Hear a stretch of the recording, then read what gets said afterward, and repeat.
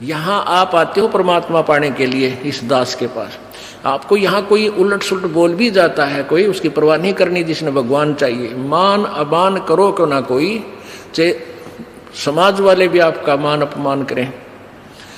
और मम संत शरण जगत जान छोई, यानी यहाँ थोड़ी सी अपने अपने विचारों में भी अंतर होता है। ये परम संत पूर्ण परमात्मा के विचार हैं और वो तुलसीदास के एक व्यवहारिक विचार हैं। लेकिन यहाँ थोड़ा सा लागू होता है कि गृहस्थी के पास कोई भी आता है तो सबसे पहले प्रणाम करे। सत साहेब, जैसे हम सत साहेब बोलते हैं, मान ले कोई राम राम बोलता है तो उसको राम राम ही में उत्तर दे देवे। नमस्ते करता है तो नमस्ते जी, आओ बैठो, तो उसका आदर सत्कारी स्वाभाविक गुण होना चाहिए गृहस्थी में। तो ऐसे वो जो कि पहले वाले सभी में ये विद्यमान था।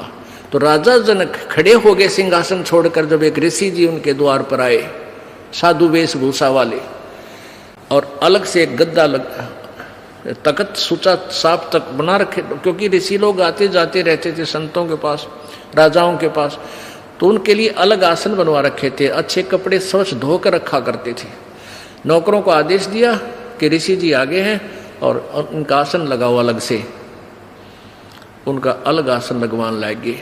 ऋषि जी सुखदेव नौकानो नीचे बैठ गया वहीं पर। तो राजा जनक दौड़कर निकट आए, महाराज यहाँ ना बैठो, महाराज मेरा अपमान ना करो, अपमान ना करो, यहाँ बैठो। उन्होंने बोला नहीं मैं यहीं बैठूंगा। तो राजा जनक कहने लगे भाई ऐसी मेरे से क्या गलती होगी, आप रुष्ट हो ऋषि जी? कि नहीं। फिर बैठे बैठे सारी कहानी सुना दी कि मैं आपको गुरु बनाने आया हूँ और आज मैं ऊपर नहीं बैठ सकता। अब सुथरे दिन आ गए, नरमा गया तो भगवान के निकट आ गया। सुखदेव ऋषि बोला कि, और राजा जनक कहने लगे महाराज मेरा क्यों मजाक उड़ाओ, आप तो जन दुनिया को ज्ञान देने वाले, और सूर्य को दीपक क्या दिखाऊंगा मैं। ने सारी कहानी बता दी कि मैं ऐसे ऐसे ऋषि भगवान विष्णु के लोक में गया था, उन्होंने मुझे वहाँ अलाउड नहीं किया। उन्होंने कहा कि मैं आपको गुरु बनाऊं, फिर भक्ति करूं, तब मैं स्वर्ग जाऊंगा, मुझे स्वर्ग जाना है। फिर राजा जनक के जचगी भाई इब तक मैं ठीक बोलता दिखा है। कहने लगा ठीक है महाराज, मैं सुबह नहा धो के स्नान करके सुबह नाम दूंगा तेरे को। अब वो थोड़ी बहुत ज्ञान तो हो जा है कि भाई ये किस टाइप के इंसान होया करेंगे, गृहस्थी ने देख के भी से नफरत करते हैं, ये जो नकली से होया करें। इसकी सारी फड़काड़नी चाहा था, परीक्षा भी लेना चाहा था। उसने अलग से एक मकान में उनकी रहने की व्यवस्था करवा दी और वहाँ एक लड़की की, एक युवा लड़की की ड्यूटी लगा दी कि आप इनकी केयर टेक करो, अतिथि आए हैं, खाना खिलाओ, कपड़े बिछाओ इनके, और कोई असुविधा ना रहे, रात को भी इनके पास। सारी तो उसको ट्रेनिंग दे दी थी लड़की को राजा जनक ने। अब सुखदेव ऋषि अपना आसन पर लेट गया, खाट पे चारपाई पर जो तख्त लगा रखा था। वो लड़की रात्रि के समय जाकर के उसके तख्त पर बैठ गई। सुखदेव ऋषि ने पैर पीछे को कर लिए, वो और निकट आ गई। वो थोड़ा सा और आगे को सरका, वो और निकट हुई तो उठ कर दूर खड़ा हो गया। कहने लगा बहन तू बाहर चली जा।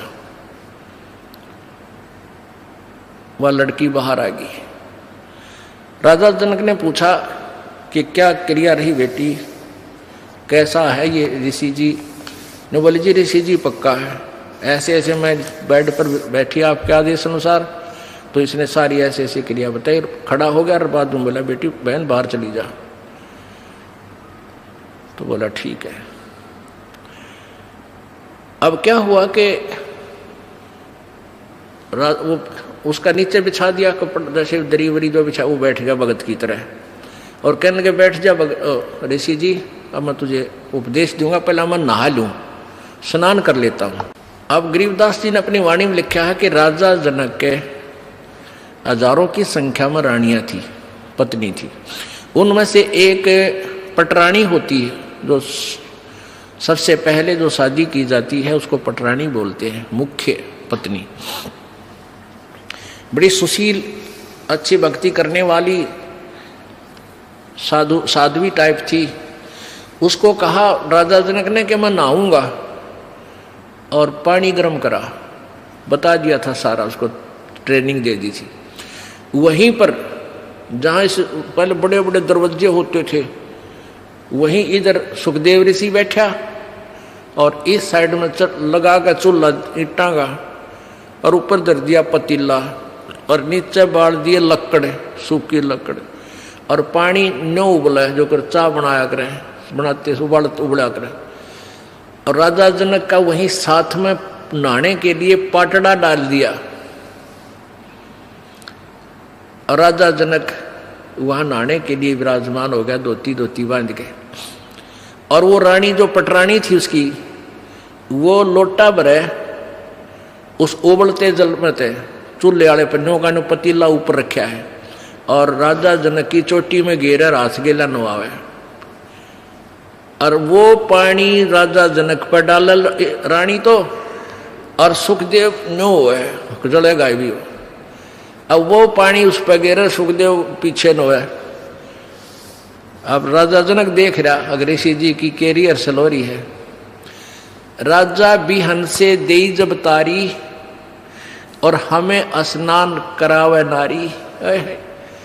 राजा हंसा, और जो न्योकड़ू है ना, तब राजा ने कहा कि सुखदेव ऋषि आप एक बार व्यास के बेटे, तो अपने आप को ऋषि माने फिरे था, बाल ब्रह्मचारी कहे था, और हम तो गृहस्थी हैं बाल। और आज जो मेरे नहाने के बाद जो पानी गटर में जा रहा है, जो नाली के अंदर से पानी बह रहा है, तो इसमें हाथ दे दे व्यास के बेटा, जब जानो तो किसा भगत है, अपने आप में ऋषि बना फिरे था।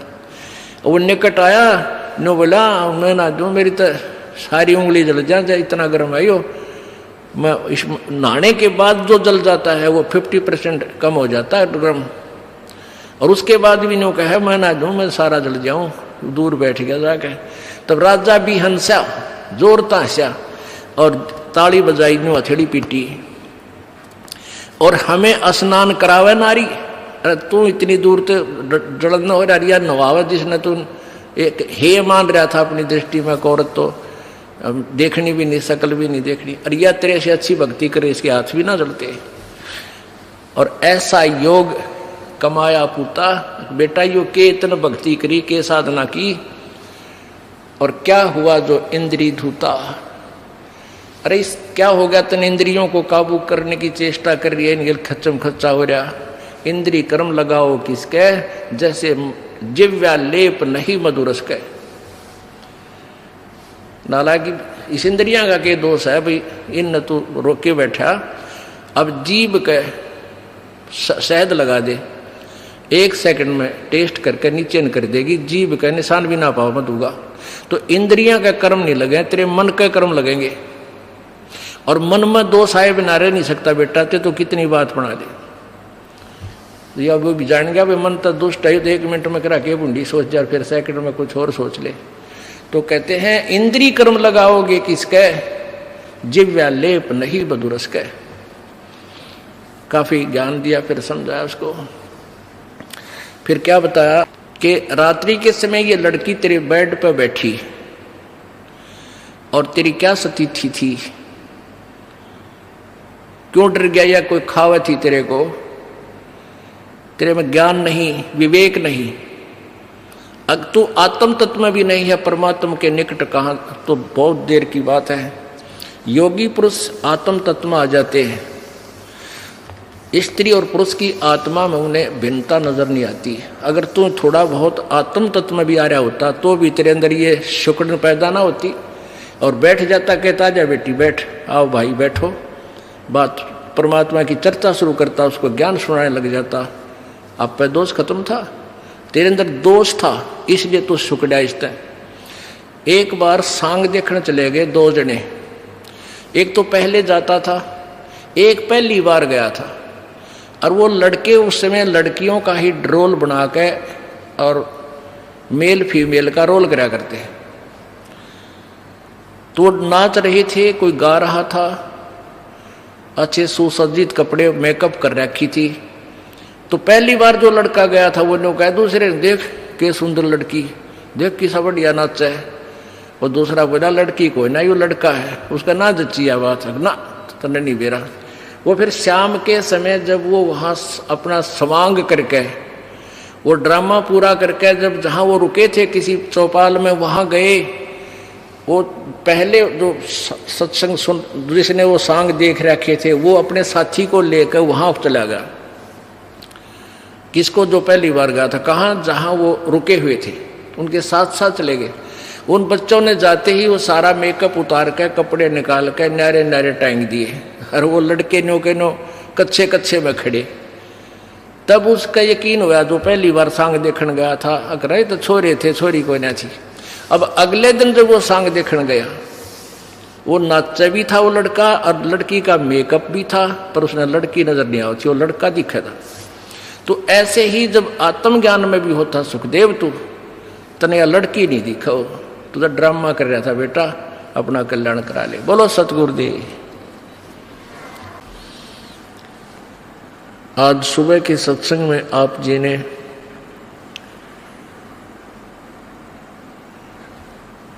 सुना था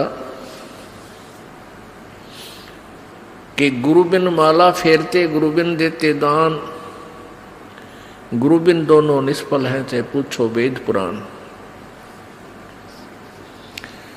आज सुबह के सत्संग का विषय था कि आप इस लोक के रहने वाले नहीं हैं, हम सभी सतलोक से आई हुई वो पुण्यात्मा हैं जो सदा सुखी रहा करते थे, और हम काल के जाल में फंस के अपने पैर पे आप कवाड़ा मार के हम यहाँ दुखी हो रहे हैं।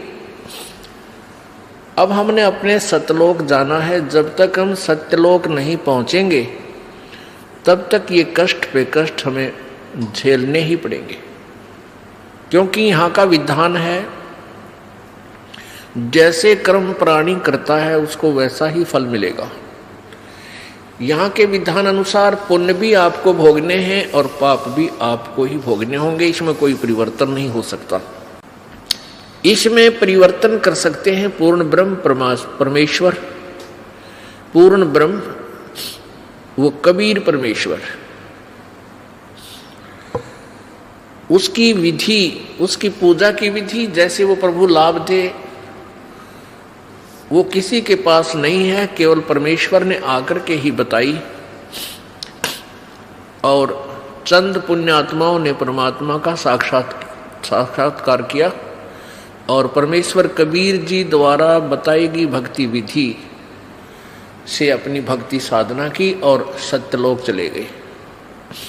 उनमें से कौन कौन है? आदरणीय धर्मदास साहिब जी, आदरणीय मलुकदास साहिब जी, आदरणीय दादू साहिब जी, आदरणीय नानक साहिब जी, आदरणीय घीसा दास साहिब जी, आदरणीय गरीबदास साहिब जी।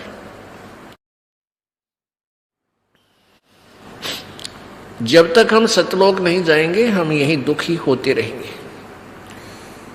आज सुबह के सत्संग में आपने सुना था कि सतलोक जाने के लिए गुरुजी की आवश्यकता पड़ती है। सतलोक जाने के लिए पूर्ण गुरु की आवश्यकता पड़ती है। अब जैसे किसी ने विष्णु जी की साधना करनी है, तो उसके सत्र का भी वो गुरु हो। अन्य किसी से उपदेश लेकर या अपने आप साधना करने से परमात्मा प्राप्ति नहीं हो सकती। किसी भी इष्ट की अप्राप्ति यानी उससे मिलने वाला लाभ। परमात्मा की प्राप्ति का तात्पर्य होता है उससे मिलने वाला लाभ। वैसे परमात्मा साक्षात भी प्राप्त होता है।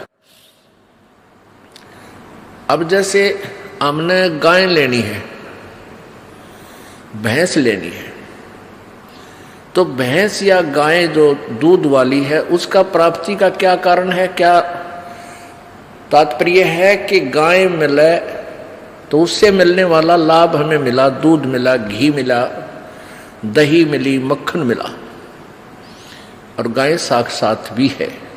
तो ऐसे ही परमात्मा प्रभु की प्राप्ति का तात्पर्य है उसे मिलने वाला लाभ हमें प्राप्त हो। अब सुबह के सत्संग में चल रहा था कि जो जहाँ का उपासक है, जो भी साधना करता है वो अपनी साधना को कंप्लीट और श्रेष्ठ मान रहा है। गीता जी अध्याय नंबर 4 के श्लोक 25 से लेकर 30 तक यही विवरण दिया है कि कोई तो देवताओं की पूजा में व्यस्त है, मगन है, और कोई तीर्थ व्रत आदि उपासनाएं करता है, और कोई योगासन ही करता है, कोई केवल कठिन व्रत ही करता है, कोई योग अभ्यास करता है, कोई प्राण अपान की गति से ही कुछ सिद्धियां प्राप्त कर लेता है। ऐसे साधनाएं करते हैं और सभी अपनी अपनी साधनाओं को पाप नाशक जानकर करते हैं। अब उन साधनाओं को पाप नाशक जानते हैं। पाप नाशक मीन मोक्ष प्राप्ति का, क्योंकि पाप नाश हुए बिना हम परमात्मा प्राप्ति नहीं कर सकते। लेकिन गीता जी अध्याय नंबर 4 के श्लोक 32 में कहा है कि इस प्रकार जो आपने अभी 25 से लेकर 30 श्लोक में सुना, इस प्रकार के बहुत से विस्तार से यज्ञ अनुष्ठान तत्व ज्ञान उस पूर्ण परमात्मा सच्चिदानंद घन की वाणी में विस्तार से कहे गए हैं, उनको सुनो। उनके लिए कहाँ जाना है? चौथे अध्याय के 34वें श्लोक में कहा है कि उस तत्व ज्ञान को सुनने के लिए उस तत्वदर्शी संतों के पास जाओ, उनको दंडवत प्रणाम करो और निष्कपट भाव से सरलता पूर्वक उनसे वो ज्ञान पूछो। तब वो तत्वदर्शी संत तुझे उस परमेश्वर के बारे में, परमात्म तत्व के बारे में ज्ञान कराएंगे। इससे ये सिद्ध हुआ कि गीता ज्ञान दाता अपने से किसी अन्य परमेश्वर के विषय में जानकारी लेने के लिए कह रहा है और स्वयं उस जानकारी से अपरिचित है। इससे सिद्ध है गीता जी का ज्ञान इनकम्प्लीट है, लेकिन रॉन्ग नहीं है। अब सुबह जैसे नित्यानंद जी महाराज का आपने शब्द सुना था, क्यों भूली घरे अपना ये ना देश तुम्हारे, पीछे फिर पछताओगे कर लो सोच विचार। अब नित्यानंद जी महाराज विष्णु जी के उपासक थे और वो भी ज्ञान का जो दृष्टिकोण रखते थे, अपने उस विष्णु लोक को ही पूर्ण मोक्षदायक धाम मानकर उसी को टारगेट बनाए हुए थे। और वो अपने उस ज्ञान को, अपने उस साधना को मोक्षदायक मानते थे, तभी तो उसको कर रहे थे और तभी तो उनके ढोल के डंके पर वो आवाज लगा रहे थे। अब वो नित्यानंद जी कौन थे? नित्यानंद जी के गुरुजी कौन थे? संत गुमानी दास जी।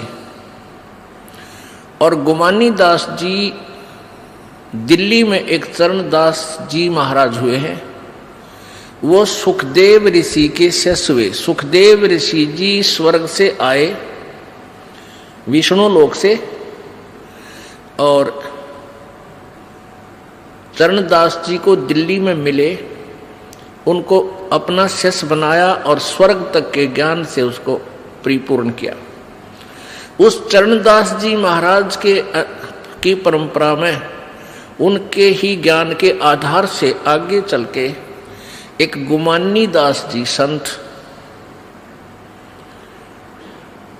हुए। वो इस नित्यानंद महाराज के गुरुदेव थे। तो इससे सिद्ध हो गया कि ये कौन से कुएं का पानी है? ये स्वर्ग तक की साधना श्री नित्यानंद जी महाराज किया करते थे, संत नित्यानंद जी। तो और वो सुखदेव को कैसे ज्ञान प्राप्त हुआ आपको सुबह बताया। अब सुबह आपको बताया तो वही ज्ञान संत गरीबदास जी महाराज जी ने अपनी अमृतवाणी में लिखा है। और कैसे राजा जनक ने उस बूढ़ी आत्मा को समझाया। अब जैसे कि सुखदेव ऋषि जी को भगवान विष्णु ने भी ये कह दिया था कि आप जाइए और राजा जनक से उपदेश लीजिए, उसी आधार से उसने राजा जनक से उपदेश लिया। फिर राजा जनक ने उनको सुखदेव को बताया कि जो साधना, जिस सिद्धि को प्राप्त करके आप घूम रहे हो, इससे आपका मोक्ष नहीं है। अब गरीबदास जी की वाणी का आनंद, यानी परमात्मा सच्चिदानंद घन की वाणी है ये। परमेश्वर कबीर जी ने गरीबदास जी महाराज जी के अंतःकरण में, अर्थात इस कंप्यूटर में, उनकी आत्मा में, आत्मा की जिप में वो डाल दिया अपना पूरा मटेरियल, पूरा ज्ञान भर दिया। तो गरीबदास साहिब जी ने क्या बताया है,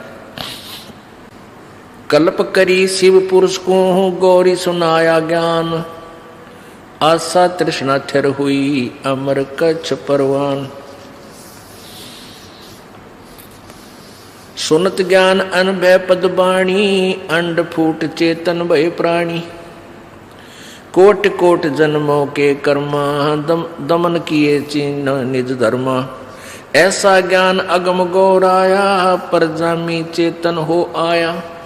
चेतन होकर भरा हुंकारा, शिव योगी मन माही संभारा। अब जैसे अमरनाथ कैसे बना, एक समय नारद जी पार्वती जी के पास गए। पार्वती जी से कहा कि हे माई, आपके 108 जन्म हो चुके हैं और आप जन्म और मृत्यु के इस घोर कष्ट को सहन कर रही हैं। भगवान शिव जी के पास एक ऐसा अमर मंत्र है कि वो यदि आपको वो मंत्र दे दें तो आपका जन्म और मृत्यु समाप्त हो जाए। अब पार्वती जी ने कहा कि भाई नारद, आप क्या बात कह रहे हो? भगवान शंकर जी मुझसे बहुत प्यार करते हैं और मुझसे कोई भी वस्तु छुपा कर नहीं रखते। यदि उनके पास ये मंत्र होता और मैं जन्मती मरती रहती, क्या ये मुझे देख सकते थे? भगवान नारद जी ने कहा कि माता, आपके विश्वास के लिए भगवान शिव जी जो गले में 108 जो सिर डाल रखे ना, खप्पर खोपड़ी, वो आपके हैं।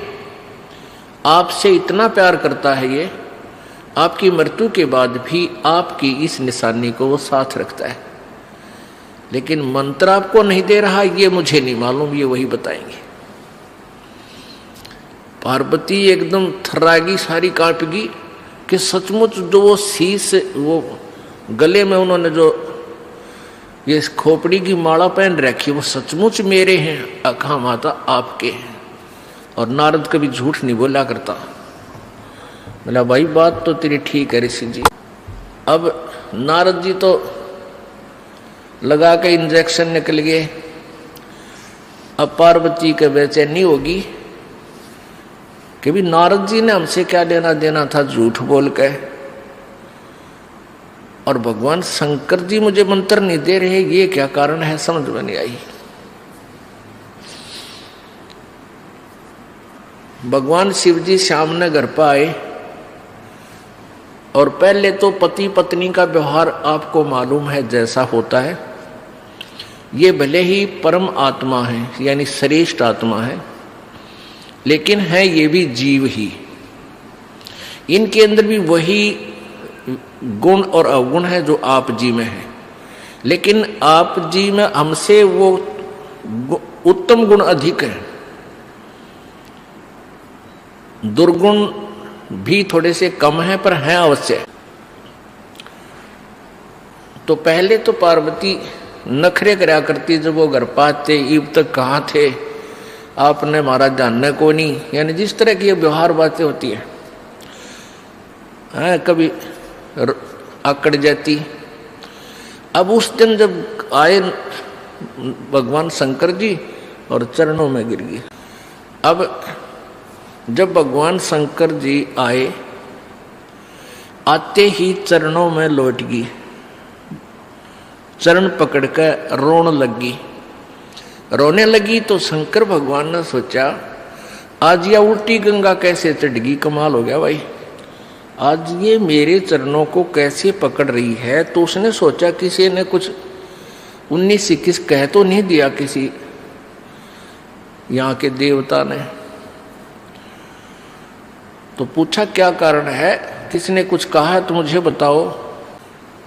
अब वो रोती रोती कह रही है कि भगवान अवश्य मुझ दासी से कोई भूल बनी है, मैं अवश्य मुझ में कोई त्रुटि रही होगी, आपने मुझसे एक अनमोल वस्तु छुपा रखी है। अब शंकर भगवान तो सोच भी नहीं सकते थे कि इसकी बुद्धि वहां तक पहुंचेगी। ये तो गहने और जेवरात तक उलझी थी, बताई आभूषणों की डिमांड किया करती थी, और आज ये क्या। तो उसने सोचा कोई पहरे देख ली होगी बढ़िया आभूषण, तो उसने सोचा या कोई और डिमांड करती होगी। तो पार्वती ने कहा आपने मुझसे कोई अनमोल वस्तु छुपा रखी है, हे भगवान ये आपके गले में ये मेरे ही शीश हैं क्या। अब शंकर भगवान बोला कि कौन आया था आज अपने, मैंने साची बता। तो पार्वती बोली नारद जी आए थे। तो जान गए भगवान शंकर के ला गया पतंगा कर गया काम, आज ये घर में लड़ाई करवाए गए। और वह जो ज्ञान है जो मंत्र है वो भी कह गया होगा, अवश्य बताया गया होगा, और वो मैं बता नहीं सकूंगा जब तक इसके हृदय में सीध नहीं होगी, सच्चाई नहीं होगी। फिर भी पूछा कि और क्या बात है बताइए। कहने लगा कि भगवान आपने मुझसे एक अनमोल मंत्र छुपा रखा है, मैं जन्मती हूँ मरती हूँ, आप मुझसे कितना प्यार करते हो, आप दुखी नहीं हुए होगे। भगवान शंकर बोला आज ये तेरी बुद्धि की बात को ना, ये किसने ज्ञान दिया तेरे ते कि नारद मुनि जी आए थे और आज मुझे काफ़ी देर तक सत्संग के माध्यम से ये ज्ञान सुनाया। हे प्रभु मैं तो बालक हूँ, आपके चरणों की दासी हूँ, भोली भाली हूँ, मुझसे कोई त्रुटि रही तो माफ़ करो प्रभु, मुझे वो मोक्ष मार्ग बता दो। अब शंकर भगवान बोला सुन ले पार्वती, जहाँ तक आपका प्रश्न है कि क्या मुझे दुख नहीं हुआ होगा जब तू जन्मती और मरती थी, मैं बहुत दुखी होता था। ये जितने भी शर हैं तेरे, ये शीश है, ये खोपड़ी है, ये तेरी ही है, और तू मरती थी मुझे असीम पीड़ा होती थी, और तेरी याद रखने के लिए वो खोपड़ी में अपने गले में डाल लेता था, सीने के लगा कर रखता था, लेकिन मैं मंत्र तुझे नहीं दे सका। पार्वती ने कहा प्रभु क्या कारण रहा। कि कारण ये रहा कि जब तक ये ऐसा अनमोल मंत्र है ये वैसे नहीं बताया जा सकता। अति अधीन दीन हो प्राणी तब ये कहना अकथ कहानी। जैसे सीप समुद्र में होती है, एक सीप, जैसे शंख होते हैं ना, शंख ऐसी होती है चपटी सी, और उसमें मोती बनता है, एक जीव होता है, उस जीव के ऊपर कवर होता है ये शंख। तो आम देखे होंगे आपने, इससे मिलती जुलती लेकिन आकार दूसरा होता है, चपटा सा होता है। वो सीप जो होती है वो समुद्र में रहती है, खारे समुद्र को ग्रहण नहीं करती। जब उसके अंदर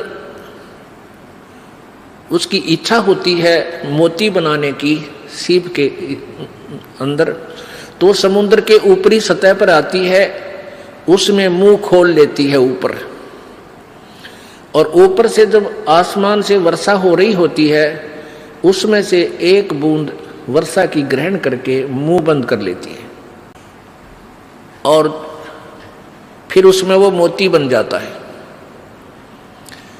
और सीप का मुंह खुला ना हो, सीप का मुंह बंद हो, और वो ऊपरी सतह पर हो, चाहे पूरा सावन बरस जा, कितना ही वर्षा हो ले, वो उसमें मोती नहीं बन सकते, क्योंकि वो वस्तु अंदर नहीं जा सकी। तो भगवान शिव जी ने कहा कि अभी तक तेरे अंतःकरण में डिमांड नहीं थी इस मंत्र के पाने की। आज जो तेरे अंदर प्रेरणा भरी है, ये नारद जी की वचनों ने, सत्संग ने आपके अंदर यह तड़फ पैदा कर दी है, और इस तरफ से आज तेरा अंतःकरण का मुंह खुल गया। अब मैं ये ज्ञान दूंगा पार्वती तेरे को, अब तेरे अंदर जाएगी यह वस्तु। और उससे पहले यदि मैं तुझे कहता तू कान्ना पे कटाड़ा थी। मैंने बहुत बार आपसे कोशिश की समझाने की कि परमात्मा की भक्ति करनी चाहिए, प्रभु का मंत्र एक अनमोल मंत्र होता है, उसका जाप करने से मोक्ष होता है। आप टाल जाती थी, आप कह देती थी मुझे भगवान मिला हुआ, मुझे किसी की भक्ति की आवश्यकता नहीं है, मैं और किस भगवान की पूजा करूं। आप जो मेरे पति और 3 लोक के मालिक, दोनों भगवान, तो इसलिए पार्वती मैं चाह कर भी तुझे ये मंत्र नहीं दे सका। तो फिर कहा कि अब चल तुझे नाम दूंगा, एकांत स्थान पर चलेंगे, ये ऐसा मंत्र है किसी को नहीं बताना, थर्ड पर्सन को, और थर्ड प्राणी हमारी ये बात सुन भी नहीं ले, क्योंकि इस मंत्र को यदि कोई सुन लेगा, उसका जाप कर लेगा, उसमें बहुत सी सिद्धियां आ जाती हैं, और वो सिद्धियां पाकर फिर अपना ही शत्रु बन जाएगा हमका, भगवान शंकर कह रहे थे। इसलिए इसको ऐसे स्थान पर तुझे बताऊंगा कि कोई दूसरा ना सुन सके। जहां पर ये अमरनाथ बना हुआ है, वहां जाकर के भगवान शंकर जी ने एक सूखा वृक्ष देखा, सूखा वृक्ष जिसके कति सूख जाकर पत्ते वत्ते नहीं हो के वो टहनी और तना खड़ा हो, उसके पास जाकर के और ऐसे 3 बार ताली बजाई, नो ऐसे दौड़, इतनी जबरदस्त आवाज हुई कि आसपास के कोई पक्षी भी था भूल भटक कर वहां पर सब उड़ गए, जीव जंतु दूर भाग गए। और वहां इसलिए बैठे थे, आसन लगाया था कि यहां कोई प्राणी भी आकर, कोई पक्षी बैठ भी जाओगा मेरी नजर पड़ जाएगी, और जहां पत्ते होंगे मैं नहीं देख सकूंगा। उसमें क्या था कि उसकी एक खोगर, एक बिल था उस वृक्ष के तने में, और उसमें तोते, मादा तोती ने अंडा दे रखा था, मादा तोते ने अंडे दे रखे थे। तो जो स्वस्थ अंडे थे वो तो भगवान शिव जी की ताली से और उनके वचन की कल्पना से कि यहाँ कोई अंडे भी हों वो भी स्वस्थ हो जा और पक्षी बनकर चले जा, ऐसा ही हो गया। उसमें एक अस्वस्थ अंडा था, वो नहीं स्वस्थ हो पाया उस भगवान की तारी से और उस कल्पना मात्र से। तो फिर भगवान शिव जी ने पार्वती से कथा सुनानी चाहिए, क्योंकि ये भगवान भी किसी और परमात्मा के विषय में जानकारी देना चाहते हैं और देते हैं। इनको भी पता है कि कोई और शक्ति है, लेकिन कंप्लीट ज्ञान इनको नहीं है। जैसा भी उनके ज्ञान था, लेकिन ये परमात्मा है, श्रेष्ठ आत्माएं हैं, पिछले जन्म के पुण्यकर्मी प्राणी हैं, तभी तो 3 लोक के ये प्रधान बने हुए हैं।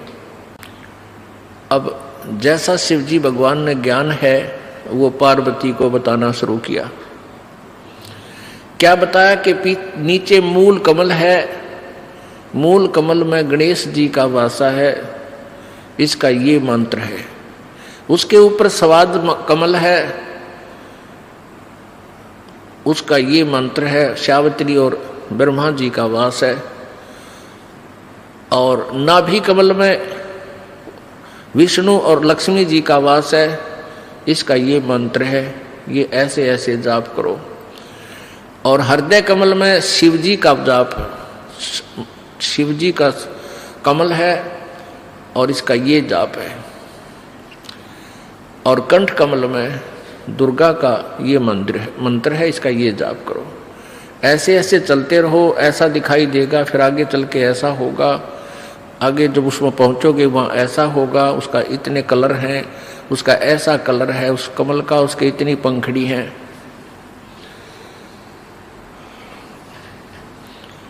अब पुण्यात्मा, यहाँ एक शंका आपके मन में आओगी कि शंकर भगवान और किसी शिव जी का कमल बता रहा है। यही ज्ञान बहुत देर से समझ में आओगा। अभी आप इतना ही सुनते रहो जैसा काम चलाओ सा, क्योंकि ये जो कमलों में रिफ्लेक्शन है ये इस काल भगवान का है, जो ये ब्रह्मा विष्णु शिव रूप में रहता है। इसलिए ये खुद कह रहा है कि इसमें शिव भगवान का कमल है, हृदय कमल, और कंठ कमल में ये दुर्गा है। तो ऐसे भगवान शिव जी बता रहे हैं, मंत्र भी बता रहे हैं। ये प्राथमिक मंत्र है। जिस भी संत या महंत भगत को यथार्थ ज्ञान प्राप्त हुआ है तो इस मंत्र से प्रारंभ हुआ है सभी का। ये मंत्र अवश्य जाप करने पड़े हैं। ये प्राथमिक मंत्र है और ये यहाँ का इनका फाइनल मंत्र है, ब्रह्मा विष्णु महेश तक का। जो ये 5 नाम हैं, जो आपको 7 नाम दिए जाते हैं, इनमें से बीच वाले जो 5 मंत्र हैं ये यहाँ के फर्स्ट एंड फाइनल सारे मंत्र। इन में कोई एक जप है, कोई 2 का जाप करे है, कोई 3 का कर ले है। उनको कंप्लीट रेसो नहीं, कंप्लीट चूर्ण नहीं है उनके पास, यानी वो पूरी दवाई नहीं बना पाए। ये तो कबीर परमेश्वर जी ने आके हमें बताई कि ये सभी मंत्र इकट्ठे ही ऐसे जाप होंगे तब ये पूर्ण दवाई बनेगी। तो भगवान शंकर जी पार्वती जी को बता रहे हैं और पार्वती जी को बता रहे हैं एक मूल कमल, रीढ़ की हड्डी, बैकबोन के लास्ट एंड नीचे, उससे अंदर की तरफ 2 उंगल ऊपर भगवान गणेश जी का कमल है। उसकी 4 पंखड़ी हैं, उसका ऐसा रंग है, उसका ये मंत्र है। ये जाप कर पार्वती। दूसरा उससे 2 उंगल ऊपर स्वाद चक्र है, सावित्री ब्रह्मा का जाप है, स्थान है, वास है, और उसमें ये मंत्र जाप कर पार्वती ऐसे ऐसे। वो कहते हैं और उसको तुझे ऐसा कलर दिखाई देगा, इसमें ऐसे अक्षर लिखे होंगे इन पंखड़ियां पर। वो कहती हाँ जी हाँ जी, क्योंकि ये भी पुण्यात्मा पिछले जन्म जन्मांतर की अच्छी साधक थी पार्वती, इसलिए शीघ्र ही इसकी आत्मा अंदर की तरफ सुरती चली गई और वो अपना देख रही है। उधर से क्या हुआ कि पार्वती जब पहुंच चुकी इस कंठ कमल की तरफ, इससे आगे को जब चलने लगी वो अचेत हो गई। उसको ऊपर कुछ प्रकाश आदि नजर आने लगा तो बोलना बंद हो गया, क्योंकि अंदर बहुत ज्यादा नज़ारे हैं, बहुत ज्यादा आतिशबाजियां हैं। हुआ तो बोलना बंद होगी, आतिशबाजी देखने लगेगी। उधर से जो तोते का अंडा गंदा था वो स्वस्थ होकर उसमें से पक्षी बन गया, तोता बन गया, पर जाम्याई, उसका पंख जाम्याई उत्पन्न होगी और फिर वो कहने लगा हूँ हूँ हूँ। अब शंकर भगवान ने सोचा ये कौन आ गया भाई, पार्वती तो बोल ही नहीं रही और किसने सुन लिया हमारा ज्ञान। तो देखा उसकी तरफ, वो तोता बोल रहा था। अब जान गया तोता भी कि इतना गड़ेगा। अब वो उड़ लिया, तोता उड़ गया, भगवान शिव जी पीछे पीछे, और तोता जाकर के व्यास जी की पत्नी के पास वो शरीर छोड़कर तोते वाला उसके गर्भ में पहुंच गया।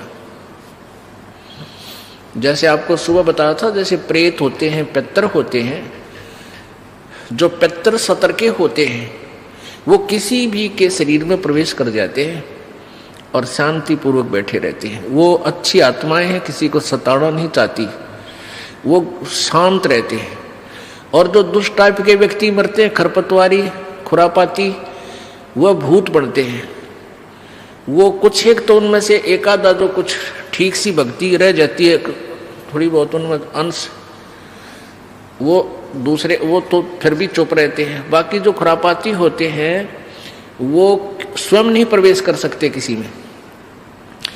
उनको ये अन्य जो जंतर मंत्र करने वाले होते हैं, ये अपने उस जंतर मंत्र के द्वारा किसी में प्रवेश कर देते हैं।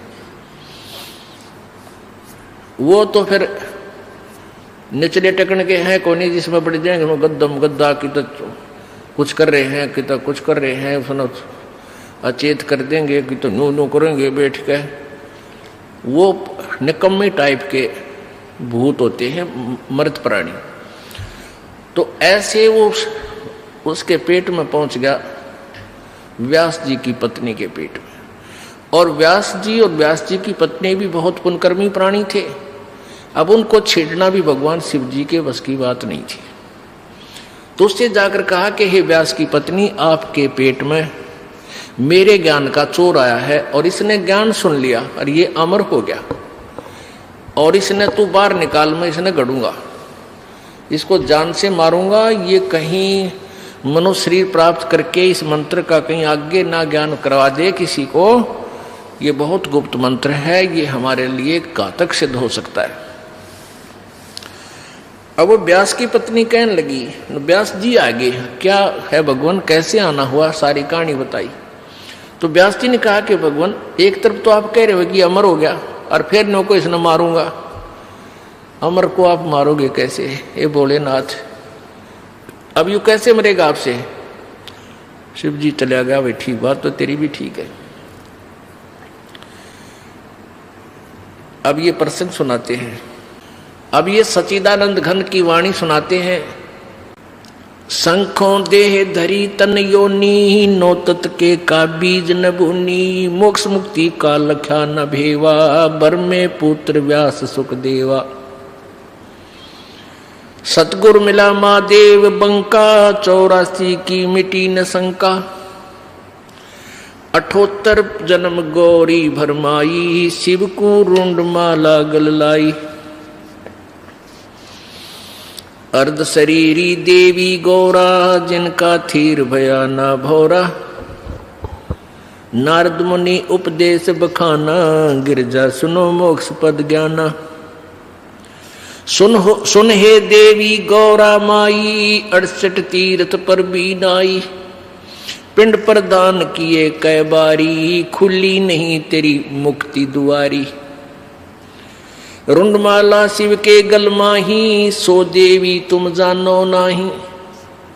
रुंडमाला, इसने कहे, इसके ऊपर ये खोपड़ा बच जाता है, इसको रुंडमाला कहें, शीश। रुंडमाला शिव के गल माही, सो देवी तुम जानो नाही। तुमरा देवी रूप विशाला, शिव तो पैर रहे रुंडमाला, परले शंख असंको जाही, अमर कच्छ शिव कल के माही। अमर कच्छ शिव है अनुरागी, तुम देवी गौरी दिल त्यागी, मूल मंत्र नहीं नाम सुनाया, ताते कल्प होवे तेरी काया। अब नारद जी इंजेक्शन लान लाग रहा है कि तेरे को भगवान शिव जी ने दिल से त्याग रखा है और तेरे को ये मूल मंत्र नहीं बता रखा, उससे तेरा मोक्ष हो सकता है। महादेव देवन पति देवा, जाकी करी न गौरी सेवा। अब पार्वती जब ये कहने लगी कि हे नारद जी, ऐसा नहीं हो सकता कि भगवान शिव जी मुझसे कुछ छुपा के रखें, मैं नहीं मान सकती। तो नारद जी क्या कह रहे हैं कि अभी तक तो आपने भगवान शिव जी को एक पति रूप में डील किया है, आज उनको गुरु रूप में डील करना। क्या बताते हैं, शिव है मोक्ष मुक्ति, महादेव देवन पति देवा जाकी करी न गौरी सेवा। अब ये जो ज्ञान बोला जा रहा है ये पुराणों से है। अब ये जो सच्चिदानंद घन की वाणी यानी कबीर परमेश्वर की वाणी है जो गरीबदास जी बोल रहे हैं, ये गरीबदास जी की के सतर का ज्ञान नहीं है जो पार्वती और नारद जी की वार्ता हुई वो बताई है। नारद जी और को कितना ज्ञान है, ये शिव जी को महादेव और देवताओं के भी देवता मानते हैं, वो अपने सतर से बोल रहा है। यहाँ निर्णय आगे देंगे गरीबदास जी इसका। ये नहीं समझना कि इस वाणी में भी तो लिखा है कि महादेव शंकर भगवान को महादेव लिखा है, देवताओं का भी देवता लिखा है। ये उनकी वार्ता एज इट इज लिखी गई है। महादेव देवन पति देवा जाकी करी न गौरी सेवा। कर बंदन कर शीस नमावो हो तन मन अर्पो शीस चढ़ाओ। ओह कि तूने ये अनमोल मंत्र लेना है। अब आपने उनकी सेवा एक गुरु रूप में नहीं की, अब तक पति रूप में डांट मारी है। और कर बंधन कर जो शीश नवाओ, ओहे हाथ जोड़ के शीश नवाओ और तन मन अर्पो शीश चढ़ाओ। शिव है मोक्ष मुक्ति के दाता, तासे भेद कहूँ गौरी माता। चरण गहो चिंतामणि केरा, ताते प्राण अभय हो तेरा। कमल रूप देवी दिल कीना, नारद मुनि उपदेशी चीना। जद आये शिव मंगल अवधूता, देवी चरण लिए सतरूपा। कमल रूप देवी दिल कीना, कमल जैसा कोमल और निर्मल दिल देवी ने यानी पार्वती ने किया। और कैसे उसके अंतःकरण में ये तरफ जागी कि वो नारद जी मिल गए। इसका वर्णन बता रहे हैं कि कमल रूप देवी दिल कीना, नारद मुनि उपदेशी चीना। जद आए शिव मंगल अवधूता, देवी चरण लिए सतरूपा। जब भगवान शिव जी घर पर आए तो पार्वती ने सच्चे दिल से सतरूपा उनके चरण पकड़े। चरण पकड़ बोलत रोवत है बाला, चरण पकड़ रोवत है बाला। मेरे शीश किए रुंड माला, कि आपने मेरे सिर आपके गले में माला बना रखी। मोसे भक्ति दुराई देवा, मैं जानी नहीं तुम्हारी सेवा। आपने मेरे से भक्ति छुपा रखी है और आप किस तरह प्रसन्न होगे ये ज्ञान मुझे नहीं था। चरण पकड़ रोवत है बाला, मोरे शीश किए रुंड माला। मोसे भक्ति दुराई देवा, मैं जानी नहीं तुम्हारी सेवा। मोसे भक्त दुराई स्वामी, हमसे भेद कहो निज धामी। मैं अबला हूँ बालक भोरी, पार निभाओ हमारी डोरी। मैं बाला हूँ, मैं अबला हूँ बाला भोरी। मैं एक बालक हूँ आपके सामने, भोली भाली हूँ, अबला हूँ यानी निर्बल हूँ। और मेरी डोली पार निभाओ, मुझे मोक्ष मार्ग बताओ। पूर्व जन्म की कथा सुनावो, मूल मंत्र हम शिव गो रहो। मूल मंत्र महबूब का ई सुनाओ मोही। देखो निर्णय आ रहा है कि मूल मंत्र महबूब का, उस परम प्यारे परमात्मा सत्य पुरुष का वो मूल मंत्र मुझे हे भगवान सुनाओ। और जुगन जुगन का पातक कटे, छूटते दिल द्रोह। मूल मंत्र महबूब का ई सुनाओ मोही। जुगन जुगन पातक कटे हैं, छूटत है दिल द्रोही। भूल रही भव सागर हम ही, मोक्ष मुक्ति के दाता तुम ही। शीश पकड़ सुन देवी बाता, को उपदेशी मिला विधाता। अब ये तो नहीं ज्ञान तुम्हारा, हम सुभेद कहो परवारा। गिरजा कह सुनो शिव स्वामी, तारण तरण आद घन नामी नारद मुनि उपदेश संबोधम दीना ज्ञान ध्यान प्रमोदम।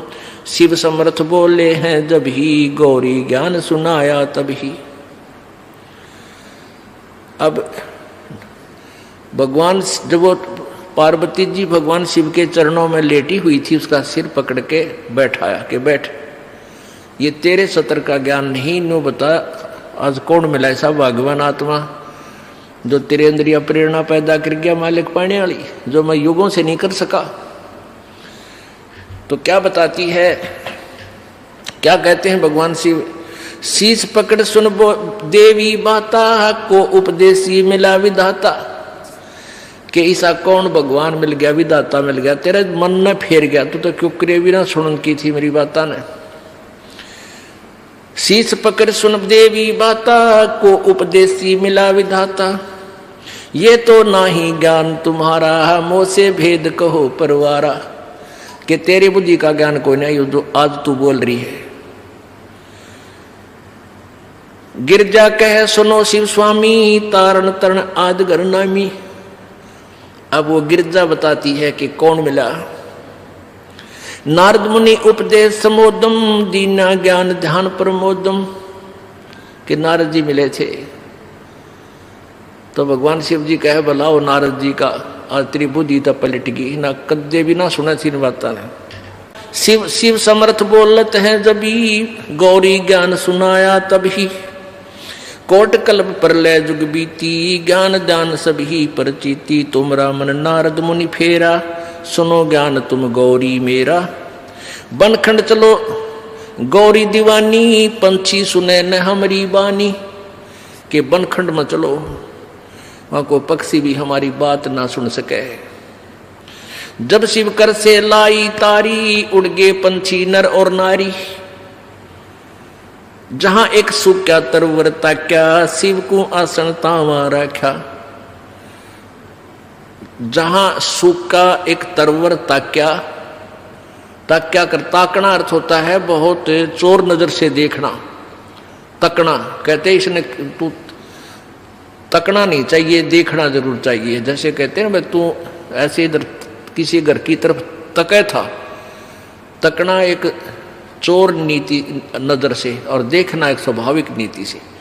तो ऐसे चोर नजर से ताक्या देखा कि कौन सा स्थान हमें ठीक सूटेबल रहेगा जहां कोई पक्षी भी ना आ जाए।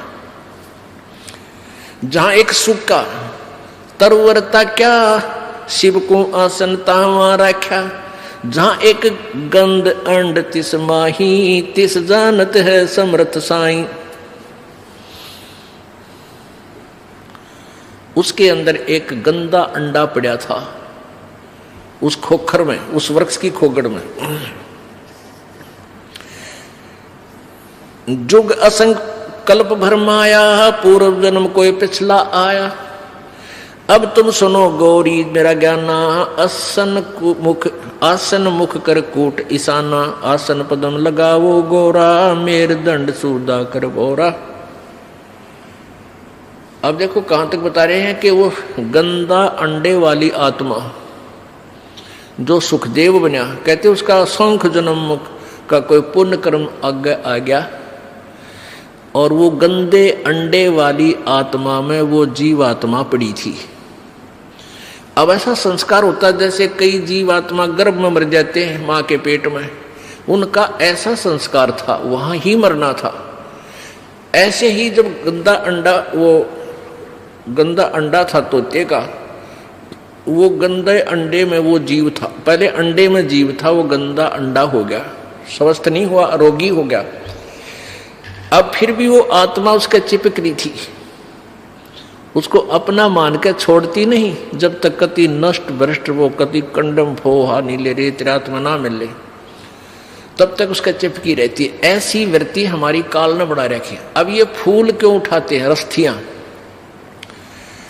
अस्थियां जो व्यक्ति मर जाता है, मृत्यु हो जाती है स्त्री पुरुष की, तो उसको जला देते हैं, स्वाहा करते हैं हिंदू रीति में, हिंदू समाज में। तो फिर उसके वो अस्थियां क्यों उठाते हैं? अब ये पहले जीवात्मा जाता है तपस्या पे, मनुष्य शरीरधारी, वहां इसका बक्कल उतर ले है, इसमें से जो गंध है वो निकाल के फिर यूं भेजा था धर्मराज के पास।